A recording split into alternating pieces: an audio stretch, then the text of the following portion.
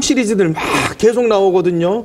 이게 뭐 과거에 보니까 이 광우병괴담, 천하람괴담, 이번에 민영화괴담, 이 결국은 이게 다 실체가 없는 것들이었는데 이렇게 다 나오는 게 정부의 홍보 기능이나 정책을 국민들한테 설명하는 기능, 이게 너무 미흡한 게 아닌가라는 생각도 들거든요. 저는 뭐 그것이 미흡하다고 생각은 하지 않습니다. 아, 그래요? 엄연히 여러 가지 뭐 정부 부처가 있고, 네. 지금 우리가 SNS 시대에 살고 있기 때문에 과거 댓글 문제도 있지만 댓글이 지금 뭐 정부나 국정원에서 한 것보다도 야당에서 한 것이 70% 80% 될 겁니다. 그래서 지금은 소통의 과잉 시대이기 때문에 소통의 과잉이요? 아무리 정부에서 돈을 들여서 정부 부처에서 한다 해도 10%를 따라갈 수가 없습니다. 예. 그렇기 때문에 소통의 부재라든가 홍보의 미흡이라든가 이런 식으로 평가를 받는 것 같고, 그래서 그것이 이제 대통령이라든가 지금 이제 뭐 불통 이미지가 있지 않습니까? 네. 그래서 이런 것들을 일거에 만회하기 위해서는 대통령이 언론에 자주 나와야 되겠다. 이런 것들이 그것을 만회할 수 있는 그런 방법이 될 수 있을 것 같습니다. 새누리당에서 좀 전에 보여드렸는데 포스터 재밌는 거 만들었어요. 늑대가 나타났다. 그래서 괴담. 근데 저는 이렇게 봅니다. 예.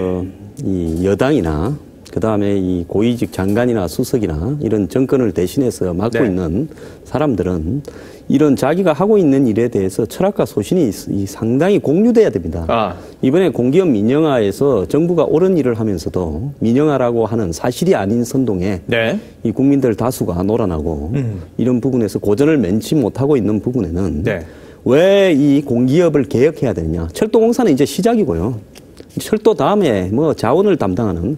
참고로 거예요, 뭐 저 예를 들어서 LH공사 같은 경우는 하루에 이자만 뭐 138억인가 그렇고요. 네.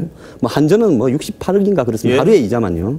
그래서 이런 지금 9개 공기업이 358조의 빚을 지고 있고 올 연말까지는 또 18조가 상반기에만 18조가 더 늘어났습니다. 아이고. 그래서 이걸 이대로 두면 국가가 유지될 수 없다라는 거. 결국은 그 돈은 국민의 세금에서 나간다는 부분. 또 그 사람들이 얼마나 방만하게 경쟁이 없는 독점의 혜택, 제도적 독점이죠. 독점 중에서 가장 나쁜 것이 제도로서 그 독점을 보장해 주는 겁니다. 이 제도적 그 독점 안에서 정치 투쟁을 통해서 자신들의 이해를 그 철밥통을 유지하는 부분에 대해서 국가의 고위공직자들이 철학을 공유하면서 강력한 소신으로 사전에 홍보를 하고 그다음에 밀어붙여야 되는데 그런 어떤 부분에 대해서 설명을 하는 이런 소신 있는 공직자들이 보기 드물다는 것과 전부 그냥 위에 분의 이 눈치만 보고 있다.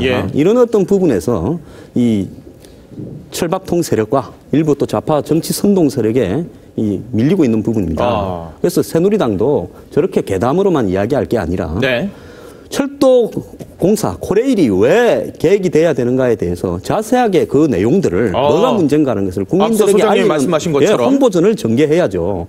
그런 식으로 공사들이 왜 문제인가를 다 알리고 국민들이 그 실상을 알고 나면 국민들 전부가 동조할 거라고 저는 보고 있습니다. 그렇군요.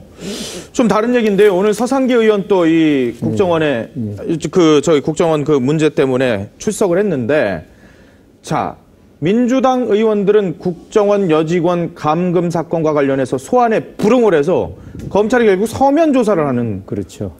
이건 또 어떻게 봐야 됩니까, 이거? 그러니까 저번에 김무성 의원인가요?